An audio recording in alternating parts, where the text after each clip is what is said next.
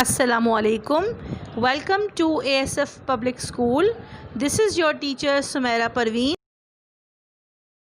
Today the chapter which we are starting is Introduction to Chemistry. Chemistry का chapter start करने से पहले हमें सबसे पहले केमिस्ट्री को अंडरस्टैंड करना होगा. व्हाट इज़ केमिस्ट्री, यानी कि केमिस्ट्री की definition. Chemistry is the study of matter and the changes that matter undergoes. सबसे पहले we should know what is matter. Matter हर वो चीज़ जिसका वज़न होता है और वो जगह घेरती है उसे मैटर कहते हैं. Anything that has mass and it occupies space is called matter. For example, air, water, desk, your body, everything is matter. So the changes which are happening in the matter undergoes the changes. That is called, study of that changes is called chemistry. Branches of chemistry. वैसे तो हमारे पास chemistry की 9 branches हैं. हमारे syllabus में, हमारी जो course की बुक है उसमें 9 ब्रांचेस हैं, बट यहाँ पे हम उसमें से कुछ ब्रांचेस को स्टडी करेंगे. Number 1, organic chemistry. Organic chemistry is the study of the chemical compounds which contain carbon. जितने भी कंपाउंड्स जिनमें कार्बन मौजूद होता है उन सब कंपाउंड्स की स्टडी को बोलते हैं ऑर्गेनिक केमिस्ट्री. इसी तरह वो सारे एलिमेंट्स, वो सारे कंपाउंड्स जिनमें कार्बन मौजूद नहीं होता है, उन सारे केमिकल्स की स्टडी को कहा जाता है inorganic chemistry. Biochemistry is the study of chemical process that occur in the living things. यानी कि वो सारे प्रोसेस जो कि किसी भी लिविंग बॉडी के अंदर हो रहे हैं उन सब प्रोसेस को कहा जाता है biochemistry. Number 4, analytical chemistry.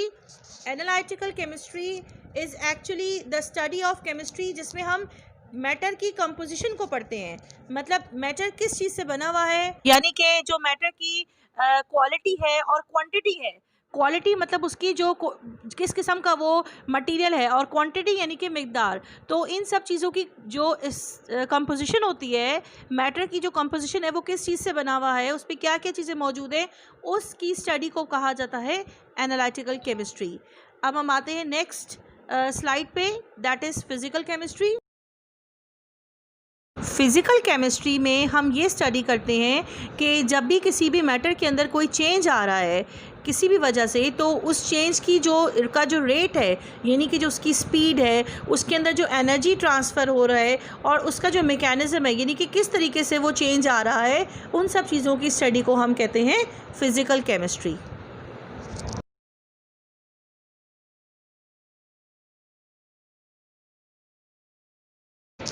Chemistry हमारी डेली लाइफ में हमारे लिए बहुत इम्पॉर्टेंट है, क्योंकि केमिस्ट ने कुछ ऐसे मटेरियल्स को हमारे लिए डिज़ाइन किया कि जो हमारी जो नीड्स हैं, ख़ास नीड्स है इस दुनिया में, उनको पूरा करते हैं.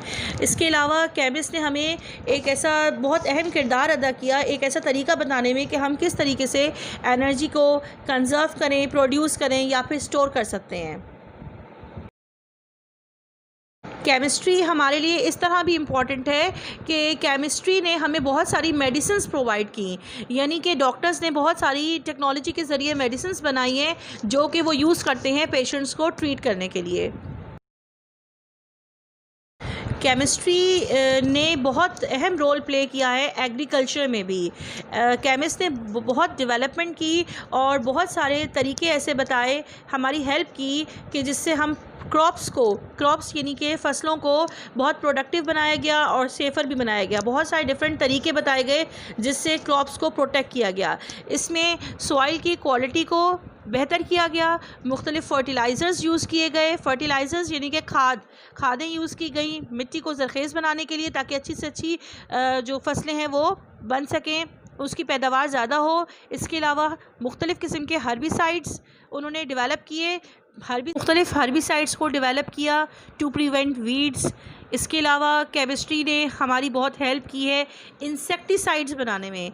इंसेक्टिसाइड्स ऐसे केमिकल्स होते हैं जो कि छोटे स्मॉल जो कीड़े मकोड़े होते हैं उनको किल किया जाता है, जो फसलों पे लग जाते हैं, जो फसलों को ख़राब कर देते हैं. तो वहाँ पे इंसेक्टिसाइड्स को स्प्रे किया जाता है ताकि पेस्ट को किल किया जाए. पेस्ट का मतलब होता है स्मॉल छोटे छोटे कीड़े मकोड़े. इसके अलावा जो प्लांट्स पे डिजीज़ लग जाती हैं, बीमारियां लग जाती हैं, उनको प्रिवेंट करने में भी बहुत सारे केमिकल्स डेवलप हुए हैं. Chemistry also plays a very important role in the environment. जो हमारे इन्वायरमेंट में पॉल्यूशन है उसकी वजह मालूम हुई। इसके अलावा केमिस्ट ने हमारी बहुत हेल्प की पॉल्यूटेंट्स को आइडेंटिफाई करने में। इसके अलावा मुख्तलिफ़ तरीके ऐसे बताए कि हम पॉल्यूशन को किस तरीके से रोक सकते हैं। Next topic is the scientific method. सबसे पहले आपको इसकी डेफिनेशन बताएंगे। A logical systematic approach to solving problems is called scientific method. यानी कि कोई भी ऐसा जो प्रॉब्लम होता है जिसको सॉल्व करना है उसके लिए बहुत प्रॉपर तरीके से जो स्टेप्स जिसमें होते हैं इसके उनको क्रॉस करके जब हम किसी सलूशन पे पहुंचते हैं तो उस सारे स्टेप्स को कहा जाता है साइंटिफिक मेथड। उन स्टेप्स में हमारे पास पहला स्टेप है number 1 problem, a question to be answered. Problem का मतलब ये है कि जो मसला है किसी भी चीज़ में, अगर कोई चीज़ समझ में नहीं आ रही है, कोई चीज़ अंडरस्टैंड करनी है तो उस क्वेश्चन को हमने यहाँ पे प्रॉब्लम का नाम दिया है। Number 2 is observations. ऑब्जर्वेशंस में मुख्तलिफ़ किस्म की इंफॉर्मेशन जो साइंटिस्ट कलेक्ट करते हैं, जो केमिस्ट कलेक्ट करते हैं उस प्रॉब्लम को सॉल्व करने के लिए, उन सारी जो इंफॉर्मेशन जो कलेक्ट हुई है उनको ऑब्जर्वेशंस कहा जाता है। आफ्टर कलेक्टिंग डिफरेंट इंफॉर्मेशन हम कहते हैं इंटेलिजेंट गैस, एक गैस लगाया जाता है। जो साइंटिस्ट अपना एक आइडिया देते हैं, प्रपोजल पेश करते हैं कि ऐसा इस मसले का हल ये हो सकता है और इसकी वजह ये है, उसे हाइपोथेसिस कहा जाता है। यानी कि hypothesis is actually a intelligent gas, या हम इसका दूसरा नाम देंगे अ ट्रायल आइडिया। एक ऐसा आइडिया जिसको ट्राई किया गया है after collecting different informations.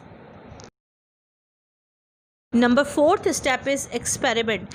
Experiment में ये होता है जब केमिस्ट ने उस प्रॉब्लम को डिफरेंट इंफॉर्मेशन कलेक्ट करके ऑब्जर्वेशंस उसकी जब देखी, उसके बाद फिर उस पर जब एक कोई आइडिया अपना दिया है, ट्रायल आइडिया, तो उस आइडिया पे डिफरेंट एक्सपेरिमेंट्स होंगे, यानी कि टेस्ट किए जाएंगे। जब टेस्ट हो जाते हैं तो उसका कुछ ना कुछ रिज़ल्ट आता है, तो डिफरेंट एक्सपेरिमेंट्स किए जाते हैं नंबर 4th स्टेप पे।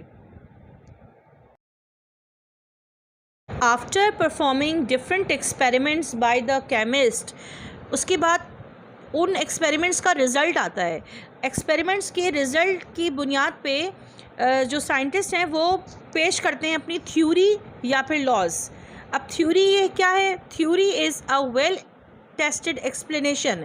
जो भी ऑब्जर्वेशंस जो केमिस्ट ने कलेक्ट की हैं, उन ऑब्जर्वेशंस पे जितने भी टेस्ट हुए, उन टेस्ट की जो एक्सप्लेनेशन है उसे थ्योरी कहा जाता है। और इसी तरह से लॉ भी पेश किया जाता है। लॉ एक स्टेटमेंट की शक्ल में होता है जो कि उन सारी ऑब्जर्वेशंस को समराइज़ करके पेश किया जाता है। इस स्लाइड में ये देख सकते हैं, ये एक ग्राफ की शक्ल में शो किया गया है साइंटिफिक मेथड के जो स्टेप्स हैं। पहला स्टेप है इसका पर्पस, दूसरा है रिसर्च। रिसर्च ये वही है ऑब्जर्वेशंस, फिर उसके बाद हाइपोथेसिस। हाइपोथेसिस यानी कि ट्रायल आइडिया। उसके बाद ट्रायल आइडिया पे मुख्तलिफ एक्सपेरिमेंट्स होते हैं। एक्सपेरिमेंट्स के बाद एनालिसिस, और आखिर में कोई ना कोई कंक्लूजन उसका निकलता है, यानी कि कोई ना कोई लॉ या फिर थ्योरी पेश की जाती है। यहाँ पे हमारे चैप्टर का इख्तिताम हुआ है, और इसके बाद मैं आपको ये बताऊँगी कि इस चैप्टर की जो एक्सरसाइज है वो बुक में ही मौजूद है, जो कि आपको अपनी कॉपी में सॉल्व करनी है। Thank you so much and अल्लाह हाफिज़।